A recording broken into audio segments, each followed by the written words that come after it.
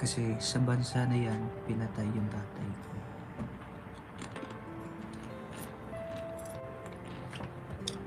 Alam niyo ba yung dahilan na pagkamatay ng tatay ko? Sino po ba nakakaalam? Naalala ko na naman. Namatay ang tatay ko. Pinatay siya ng kapwa Pilipino, mga bunso. Alam niyo ang dahilan kung bakit niya pinatay? Dahil isa silang inggitero. Nainggit sa tatay ko. Kaya pinatay. Binugbog. Hinulog kung saan saan. Kaya ako iwas sa mga inggitero dahil ayaw kong maulit ang ginawa ng mga tao sa tatay ko. Kaya umiiwas ako sa gulo kasi ayaw pagsimulan yung galit ng tao sa akin.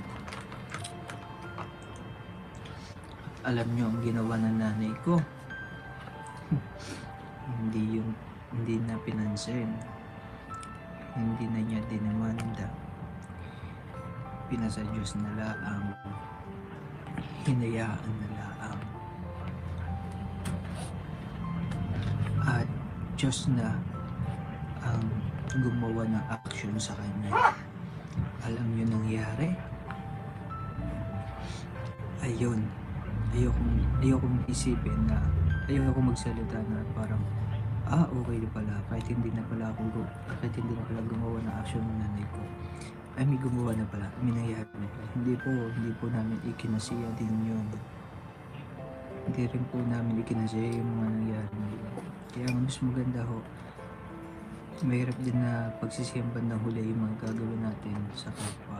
Kaya nga sabi ko nga dito, gumagawa ako ng tama, itatrabaho ko ng tama, gumagawa ako ng kabutihan, spread yung mga magagandang nangyayari sa buhay, maging isang inspirasyon sa tao.